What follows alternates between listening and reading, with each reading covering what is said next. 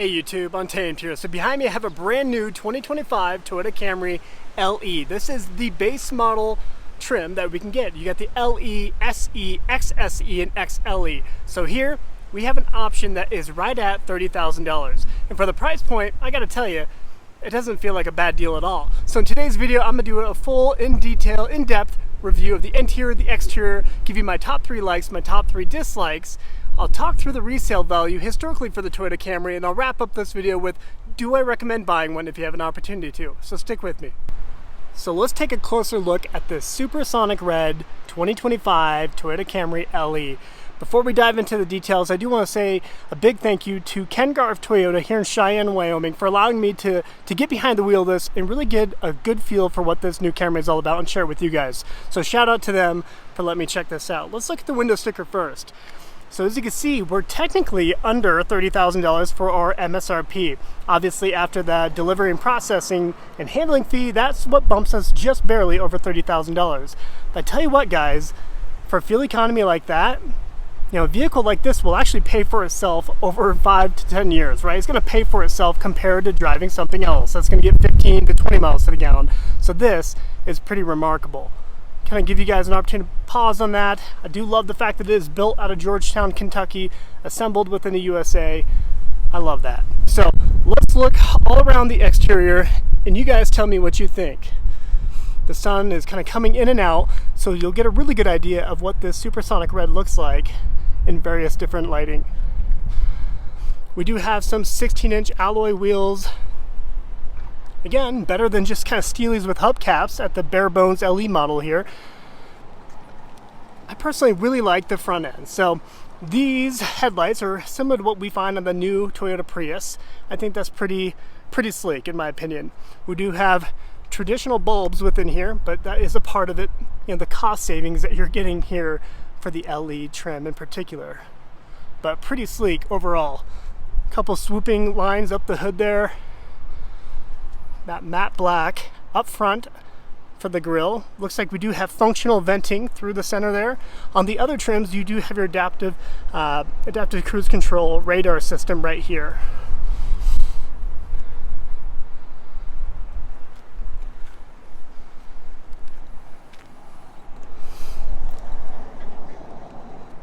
Kind of give you a look down the side there. Look at the curvature of the body lines there. So 16-inch wheels, they do come wrapped in some Firestone FT140s. The size are 205/60 16s. And historically speaking, this would actually be like a flat black, little plasticky cover, whereas at least you now have a paint matched option. So MSRP there with an optional package. Take a look out back. Tell me what you think of this back end with these tail lights. Again, a little bit more of your basic bulbs, but that is okay at this price point in my opinion. Camry spelled out around the back, HEV, and your LE badge there in the corner.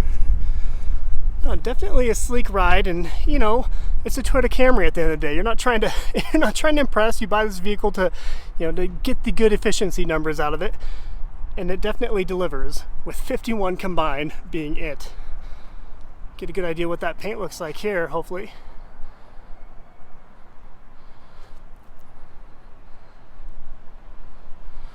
No, not bad. All right, let's go ahead and hop into the inside.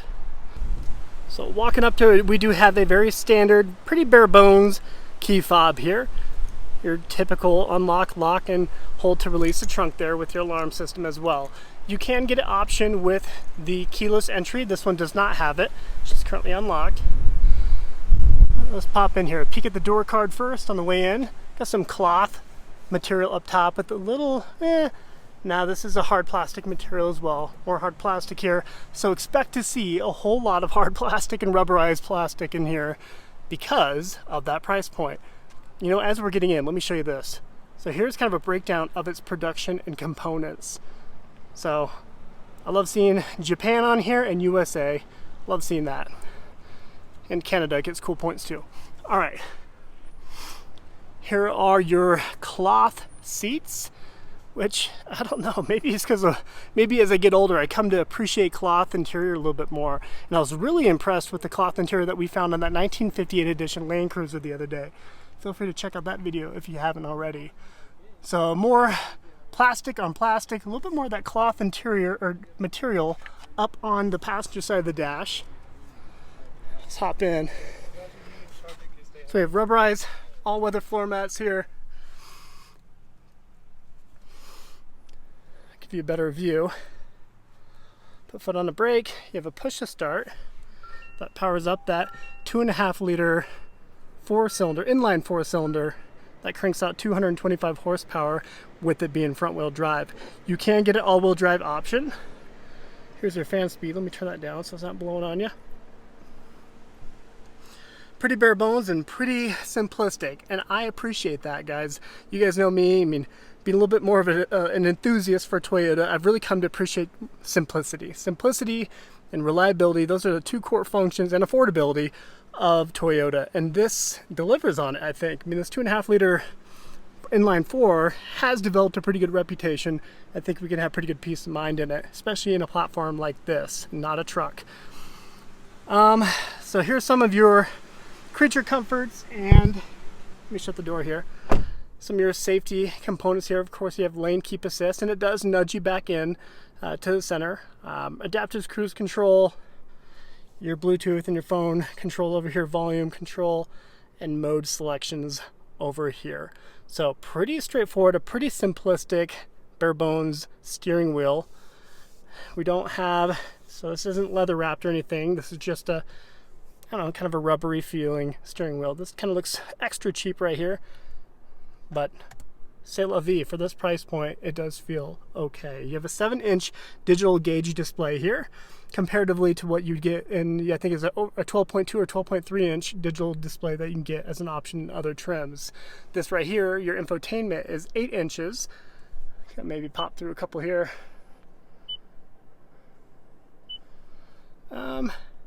But pretty responsive, no complaints with that. Obviously 8 inches, it doesn't protrude up above into the dash, which I always appreciate that to some degree. It's not, hindering your field of view. This right here, don't love this, the whole piano gloss black plastic here. I would appreciate that if they kept that matte black or flat black, right? So it's not glaring in your face as you're driving down the road. So definitely a gripe right there. A little bit more of a rubberized hard plastic up top. Not like super chintzy feeling, but a little rubberized texture to it. More of that gloss black over here around your vents. But yeah, overall, it is what you would expect, and maybe perhaps a little bit better than what you'd expect for the price point here. Large center console here. Pretty deep, maybe 7-8 inches deep there. Cigarette lighter, your port there, charging port. You have a few, which is kind of surprising. You have a wireless charging tray right here. I would not have expected to have found that here. I don't even think we get that in the 1958 edition Land Cruiser, and that's $58,000. You have your USB-A, a couple of USB-C charging ports, a large rubberized cargo little cubby tray here, and a couple cup holders with collapsible sides here on the inside. You have your Eco, Normal, and Sport mode and EV mode, and your hold for your parking brake, your electronic parking brake. But pretty straightforward overall. And when I put into Sport mode, I was pleasantly surprised by just how well it threw me back in the seat there. This one does not have a sunroof. You can get it optioned with that. But I tell you what, guys, 30 grand doesn't really get you too much these days overall. So kind of keep that in mind as you're looking at this. So because of that, I mean, I do feel like you're getting your money's worth with this vehicle. I mean, strictly with having the peace of mind of having that warranty, buying a brand new vehicle, and having that kind of fuel economy. That's impressive. And I think, I would have good peace of mind putting my daughter or my son in this vehicle. And to give you an idea of what 6'4" looks like in the back of the Toyota Camry here, got plenty of space above my head. Okay, I'm 5'9". Okay, I'm 5'6".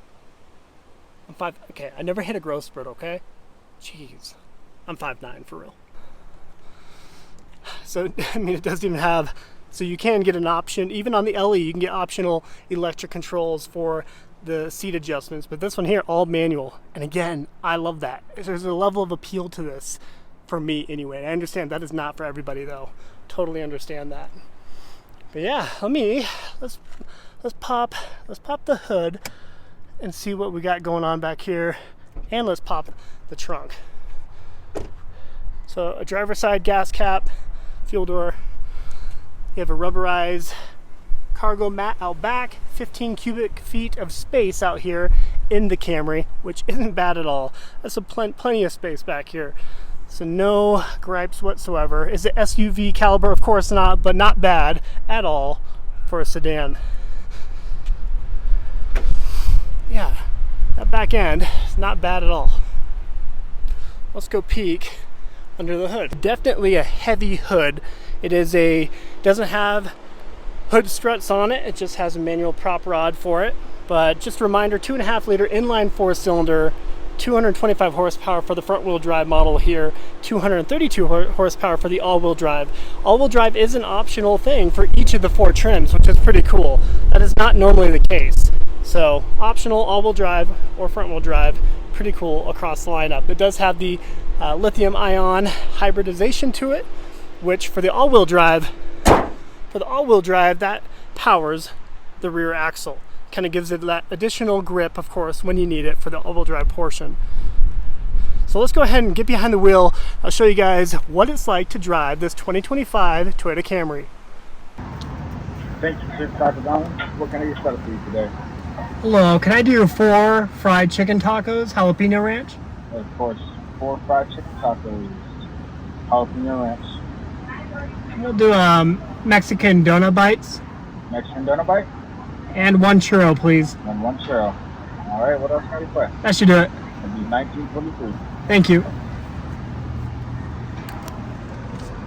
I'm not fat. It's a good amount of pep just putzing through town. I'm in eco mode technically right now, if you can see that. We need to get some gas. You know, I hate to say it, but this Camry feels extremely planted in the corners. Even just like, you know, tight turns around here, exceptional turning radius, handles corners with exceptional ease. I appreciate that.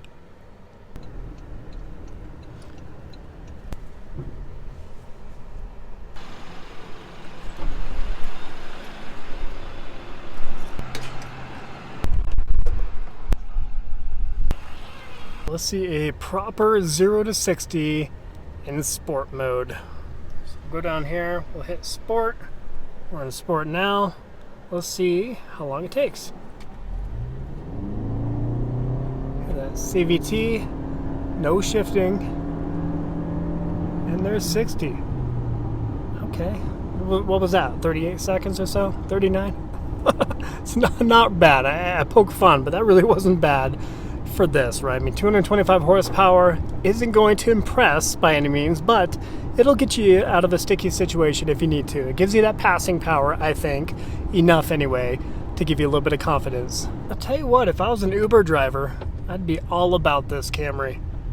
I mean, you'd be filling up your tank, what, once every month and a half, I feel like? Obviously, that's an exaggeration, but 51 miles to the gallon, well, you're not losing too much on fuel anyway. Let's real quickly talk through resale value. The Toyota Camry has always done exceptionally well when it comes to resale value, often holding up to 80% of its original MSRP value within the first 3 years of ownership. That's pretty remarkable. Normally at the 5-year mark is when we see the value of a typical new vehicle drop to right around 50% of its original MSRP price tag. But for these, we're looking around that 60 to 70% at that 5-year mark. And recently, within the last few years, the data is a little skewed with COVID inflating a lot of the MSRPs and the entire used market.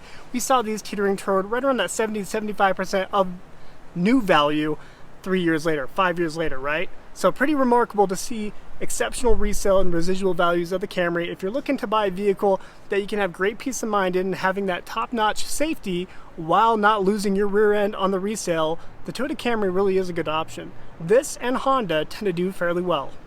All right, let's talk through my top 3 likes and my top 3 dislikes. For starters, I love the fact that we can get 51 miles to the gallon out of this. That's pretty remarkable. Those are remarkable figures. When you combine that with the $30,000 price tag, that's kind of unheard of nowadays. Everything has started teetering up to $40,000 plus. And if you can get one for 30 grand, maybe even just a little bit under, I don't know, that's a hard thing to pass up on. And my final like would be the simplicity of it. That may come as no shock to you guys if you frequent my channel, but I absolutely love just how bare bones and sparse it is on the inside. To me, that feels like a true Toyota. I love that. When you combine that with the affordability of it and really the reliability of this 2.5 liter inline 4-cylinder, it has developed a pretty good reputation within cars. So I love that. It seems promising to me. Let me know what you think. And now for my top 3 dislikes. And guys, I had to really dig deep to come up with 3 things I don't like about it, because for Toyota to offer a $30,000 vehicle, a brand new vehicle right out of the gate that gets 51 miles to the gallon combined, it's really hard to knock that. It's hard to knock that if I'm being honest with you. So it's very affordable, has a reliable platform in it that is tested at this point for sedans anyway. I had a hard time. So 2 of my dislikes here are cop-outs, admittedly, and they're unique to this particular one right behind me. Number 1, the fact that it's front-wheel drive. I don't love that. I live in Wyoming. I would get an all-wheel drive because, well, winters here hit a little differently than what you would find perhaps in Texas or in Florida, right? So here, I would need an all-wheel drive. However, I'll speak out of both sides of my mouth here, you can get it as an option. Every single one of the 4 trims here can come as an all-wheel drive option. You can spec it, and it doesn't really increase the price tag that much. So front-wheel drive, number 1 dislike for this particular one. Number 2, again, another superficial cop-out, but I do not love SuperSonic Red. I'm not a fan of this. I've always kind of like maybe a blue, black, gray, white, but red variants I've just never gravitated to personally. Again, totally personal opinion, but I can see a lot of reasons why people would love the SuperSonic Red paint color here. My third, actually kind of legitimate dislike would be the additional nannies that we find within it, like the lane keep assist, you have adaptive cruise control, all these additional tech nannies that kind of help the safety and driving experience, which a lot of people appreciate, and I do too to some degree, but for something like this is already a stripped down bare bones model example here. I would have gone the extra mile and got rid of all those additional safety nannies. I would have gotten rid of it totally. And that would have, to me, felt a little bit more raw, a little bit more visceral, if you will. But again, do you need that in a Camry? Probably not. But those are my 3 dislikes. You know, speaking of that MSRP there, I think it's very important to note that unlike every other vehicle manufacturer out there, we actually saw something that was pretty unique for the Camry here. Across all 4 of the trims, we actually saw Toyota drop the MSRP on each of them. Not a lot, but they dropped the MSRPs over the previous generation. When has that ever happened throughout history, right? So this here really doesn't deviate too much from the previous generation, from the inside and the outside, but yet they dropped the price. That's pretty cool. So to answer the question of, do I recommend buying this if you're given the opportunity to? I would absolutely say yes, 100%. This here, for 30 grand, getting 51 miles to the gallon, and having great peace of mind of it being a Toyota, having a pretty well-tested 2.5 liter inline 4-cylinder, this really does offer exceptional peace of mind. So I would 100% recommend buying this, especially if you're in the driving business, if you're Ubering, if you're doing Lyft, this is a perfect option, and I mean that. So tell me what your thoughts are. Tell me if you think this is not worth that price tag, and I'd really be curious to know your reasoning why. Or if you are in the market and you're considering this, what is the competition that you're considering? Are you considering Honda over this? Are you considering Kia or Hyundai? And if so, why? What do you think those other vehicle manufacturers bring to the table that Toyota is not with this Camry here? As always, guys, I sincerely appreciate you taking the time to watch my videos. If you found any kind of value in this, or if you appreciate it at all, please let me know in the comments section below. And as always, if you haven't already considered, I would respectfully request you to consider liking and subscribing. Your support means a lot, especially as I'm continuously trying to build out this channel. Until next time.